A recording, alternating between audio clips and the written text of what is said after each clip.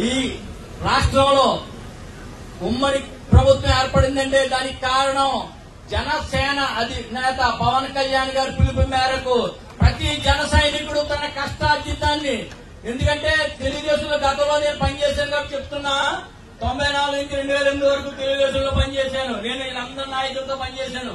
ప్రతి నాయకుడికి తెలుసు నాకు. కాబట్టి నేను చెప్పేది ఒకటే, తెలుగుదేశంలో పనిచేయడం వేరు, జనసేనలో పనిచేయడం వేరు. జనసేనలో ప్రతి రూపాయి కార్యకర్త కష్టార్జితం ఖర్చు పెట్టి ఎలక్షన్ లో మీకన్నా ఎక్కువ పోరాటం చేశాం. ఎందుకంటే వైసీపీ ప్రభుత్వాన్ని గద్దె దించాలని ప్రతి జన సైనికుడు తమ కష్టార్జితాన్ని చావో రేవో అని కార్యక్రమం చేపట్టి ఇవాళ ఈ కూటమి ప్రభుత్వం ఏర్పడ్డాయి.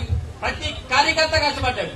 కాబట్టి ముఖ్యంగా చెప్పి తెలుగుదేశం నాయకులకి, ప్రభుత్వం వచ్చేసింది, మనం ఏదో చిన్న చూపు చూద్దాం జన సైనికులు అంటే మాత్రం కోనసీమలో మాత్రం జరగదు, మిగతా చోట్ల జరగచ్చేమో గాని.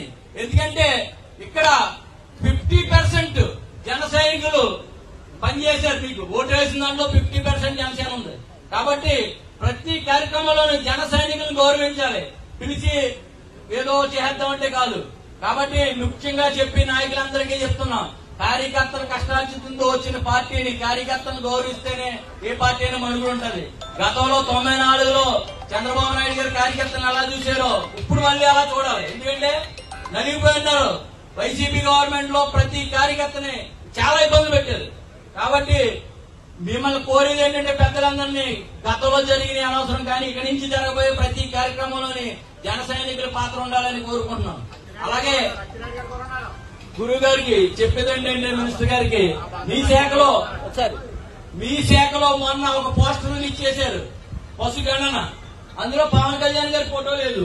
పవన్ కళ్యాణ్ గారు డిప్యూటీ సీఎం గారే చెప్పారు ప్రతి విషయంలో పవన్ కళ్యాణ్ గారి ఫోటో వాడాలని. కాబట్టి పశుగణన చేసుకునే అధికారులను మేము అడిగితే మాకు ఆఫీస్ నుంచి వచ్చిన పోస్టర్లు ఇవి మాకు సంబంధం లేదని చెప్తున్నారు. పశుగణన దాంట్లో పశువులకి పంపిణీ కోసం అందులో పవన్ కళ్యాణ్ గారి శాఖ నుంచి కూడా నిధులు ఇస్తున్నారు. పశువులకి రాష్ట్రం పెంచడం కోసం, అలాగే పశువులకు షెడ్యూల్ నిర్మించడం కోసం కూడా పవన్ కళ్యాణ్ గారి శాఖ నుంచి నిధులు వస్తున్నాయి. కానీ మీరు రిలీజ్ చేసిన పోస్టర్లో పవన్ కళ్యాణ్ గారి ఫోటో లేదు.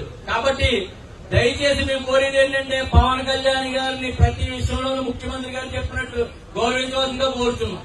జై జనసేన, జై టీడీపీ, జై బీజేపీ.